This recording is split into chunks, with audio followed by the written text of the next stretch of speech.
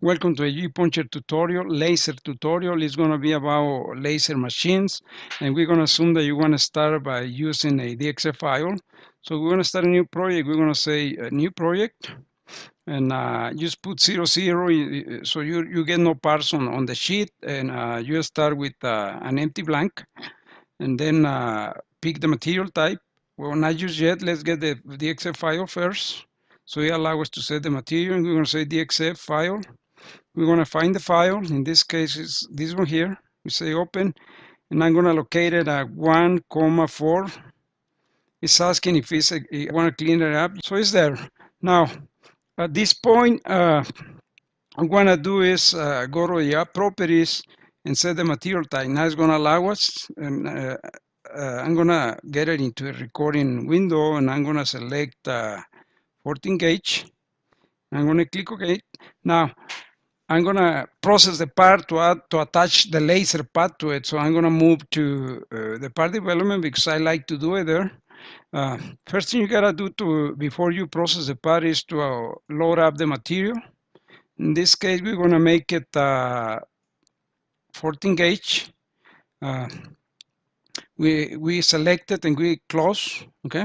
And it's pretty easy for laser machine. All you gotta say is you can do all this manually, but the quick, fast way of doing it. Well, before we do that, let me make sure about explode the outside geometry, only the outside perimeter, because right now it's a rectangle. I'm gonna explode it into lines, okay?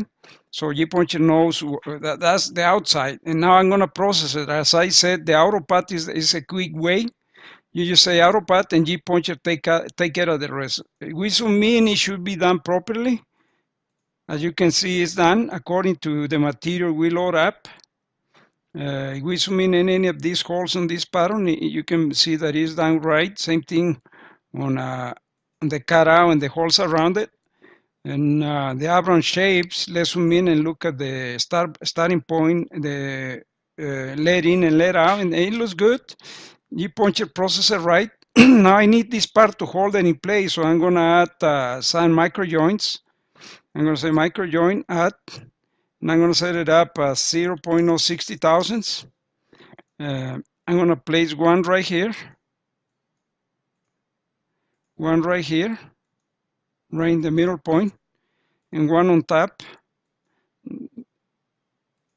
and one on the bottom. It might be way too many, but you got the choice to place as many as you wish. And basically, I might want to put one in here too, a couple. Right there, to hold it in place too. It's a big cutout. Another one here. You can even add another one somewhere in this end, just to make sure. Same thing with this cutout. You can add a couple of micro joints, one here, and let me make sure to place it on the right spot. You gotta do right clickings, and it's right there where I want to place it. Then I want to place another one. Let me get it to the line that I want. Right here about. So I got 3 micro joints on that one too. If I zoom in, you can see that it's properly being held. I'm going to press the letter F as in Frank for full view. And now it's ready. Nothing's going to fall off. This little hole is going to fall off through the laser drop slot. Okay, so we're ready. I'm going to switch to the sheet design. And right here, what I'm going to do, I'm going to, design my GEOL output. And I'm going to say 5x and about 14y. That's what I will get. Okay.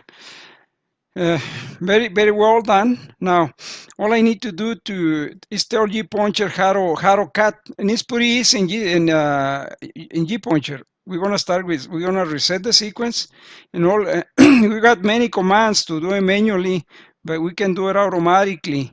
And in this case, I'm gonna use by full parts. That means it's gonna cut one part another part, till it gets all the way to the bottom. And GPuncher knows what the inside features are and the outside. So it's going to cut the inside features first and then the outside. And let's watch. I'm going to say by full part, and that's exactly what he's doing. And it gets all the way to the bottom and gets it done.